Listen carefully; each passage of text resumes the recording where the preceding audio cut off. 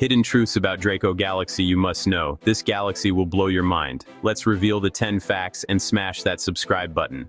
Top 10. The Draco Dwarf Galaxy is a dwarf spheroidal galaxy. Dwarf tells us it's small, only a few million times the sun's luminosity, tiny compared to the Milky Way. Spheroidal indicates a rounded, ellipsoidal stellar halo, without a thin rotating disk. Dwarf spheroidals are among the faintest galaxies we can observe. They have low surface brightness and lack well-defined spiral or elliptical structure. In Draco, the stars form a fairly smooth, diffuse spheroid. Classifying Draco as a DSPH cues us to expect few young stars, little gas, and an old, metal-poor population. And it sets up the big questions we'll explore next. Top 9. Draco lies in the northern sky, curling around the Big Dipper and threading near Ursa Minor and Cepheus. Remember, constellations are line-of-sight patterns. Draco the galaxy is far beyond those stars. Astronomically, Draco sits well above the Milky Way's disk, about 250 to 260,000 light-years from Earth. That places it in our halo, among the Milky Way's satellite galaxies. It's close enough to resolve individual stars, far enough to be a distinct satellite. Draco is gravitationally bound and orbits within the halo. Tidal forces can shape its history. Its location lets us measure brightness, color, motion, and variable stars, key to age, metallicity, and dynamics. Top 8. Discovery. The Draco Dwarf Galaxy was flagged in 1954 during painstaking sky survey work on photographic plates. Night after night, astronomers exposed glass plates in wide-field Schmidt telescopes to capture huge swaths of sky.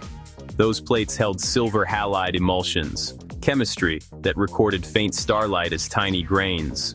But faint didn't mean easy. Low surface brightness smears could vanish in noise and seeing. Albert George Wilson and colleagues sifted plate after plate, mapping likely companions of the Milky Way. They used a blink comparator, a device to flip between plates and spot changes and faint patches. Stars popped as sharp points. Galaxies and clusters appeared as hazy, extended glows. On plates covering Draco, one delicate, diffuse smudge persisted, too smooth for a cluster, too dim for a big spiral. Position recorded, coordinates logged. A candidate dwarf system entered the ledger. Follow-up exposures increased signal, stacking light to lift the smear out of the plate grain. Early photometry traced a red giant branch signature, hinting at an old, metal-poor population. Distance was rough at first. Standard candles were scarce and uncertain. But the sky position, morphology, and faintness fit the profile of a Milky Way satellite. Classification matured to dwarf spheroidal, a pressure-supported stellar halo with little or no gas. Why plates, not film? Plates stayed flat, precise, and large, ideal for survey astrometry. Limitations remained: variable emulsion sensitivity, scratches, dust, and atmospheric blur. Careful calibration frames helped, but patience did most of the lifting. The 1954 identification seeded decades of study: star counts, metallicities, kinematics, and variables. Later CCD detectors revolutionized the field: linear response, high sensitivity, and clean digitization. Digitized plate archives let teams remeasure old fields, cross-checking the original Draco detection. Spectroscopy measured stellar velocities and chemistry, confirming membership in the galaxy's metal-poor nature. Lyrae surveys refined the distance to roughly 250–260 kilolight-years, locking Draco's place in the halo. With precise motions still emerging, dispersion measurements revealed a high mass-to-light ratio, dark matter dominance. From a faint smear on glass to a cornerstone of near-field cosmology, quite a journey. And the method mattered. Systematic, wide-field surveys make tiny galaxies visible. Today's pipelines search deeper and faster, but they inherit that survey spirit from 1954. Each dwarf found around the Milky Way tests galaxy formation models on the smallest scales. Draco's discovery story reminds us, careful observation shapes theory. Up next, we'll connect those early plates to modern constraints on dark halos and tides. Stick around. More deep sky detective work ahead. Top 7. Draco is extremely faint. The total light from its stars is only a few million suns. That sounds big, but compared to the Milky Way's tens of billions, Draco is a whisper. Low luminosity means low surface brightness. Its light is spread thin across the sky. It's hard to detect. Astronomers rely on deep photometry and careful star counts. Its subtle, ghost-like appearance stems from its intrinsic faintness and dispersed stars. Unlike bright blue star-forming regions in spirals, Draco's light is subdued. Older, redder stars dominate, with little blue or ultraviolet emission. Shallow surveys miss dwarfs like Draco. Deep, targeted imaging reveals their scientific treasure. Top 6 Draco's defining features. Predominantly old, metal-poor stars. Many formed over 10 billion years ago, basically primordial. Metal-poor means few elements heavier than helium. Chemistry that acts as a cosmic clock. Draco's color magnitude diagram shows a red giant branch and horizontal branch. Classic ancient signatures. You don't see a blue main sequence brimming with hot young stars. It's a fossil record, preserving conditions from an earlier epoch.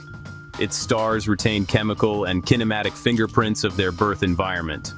By mapping ages and metallicities, we infer Draco's early star formation and enrichment story. Top 5 Draco hosts many Lyrae variable stars, immensely valuable built-in tools. These are pulsating horizontal branch stars with predictable luminosities. Their pulsation periods correlate with intrinsic brightness and metallicity. Measure period and apparent magnitude, and you can compute distance. In Draco, Lyrae populations confirmed a distance of roughly 250–260,000 light-years. Their numbers, periods, and amplitudes also trace the host's age and metallicity. Detecting them requires repeated imaging over days to weeks, patience rewarded. These standard candles anchor Draco's place in the local group with high confidence. Top 4 Draco shows a near-total lack of neutral hydrogen gas, the raw material for star formation. Radio searches for 21-centimeter emission find virtually nothing. Without gas, no new stars form. The population skews old. Gas loss may come from internal feedback or external processes like tidal and ram pressure stripping. Stellar evolution continues, but no new generations are born. Draco ages in place. That simplicity helps modeling, even as it limits chemical enrichment. Calling Draco gas-poor and quiescent marks long inactivity that still yields rich insight. Top 3 Draco is a dark matter laboratory with an extreme mass-to-light ratio. Randomized stellar motions reveal more gravity than visible stars can account for. Its mass compared to its light vastly exceeds that of big spirals per unit luminosity. Because Draco is pressure-supported, dispersion-based models map its dark matter distribution. Profiles test whether halos are chord or cuspy, key evidence for dark matter physics.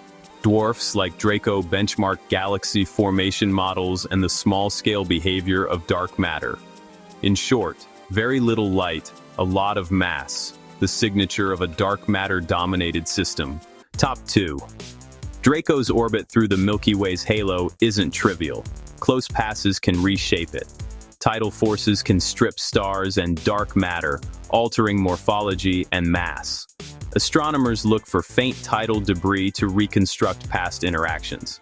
Orbital history helps explain when star formation shut down and why. Combining proper motions and radial velocities refines Draco's 3D motion. Despite environmental hazards, Draco survives, a testament to its dark halo's grip. Future pericenters will continue to test its structure and resilience. Top 1 Draco links dark matter physics, star formation histories, and galaxy evolution, near-field cosmology in action. Its ancient gas-poor, dark matter-dominated nature tests the small-scale predictions of our models. Deeper surveys and time domain projects will refine distances, dynamics, and any tidal debris. From its type and location to its dark matter and dormancy, these 10 facts make Draco a tiny galaxy with outsized lessons. If this helped you see small galaxies in a big new way, wait for more deep sky stories. What are your thoughts about Draco?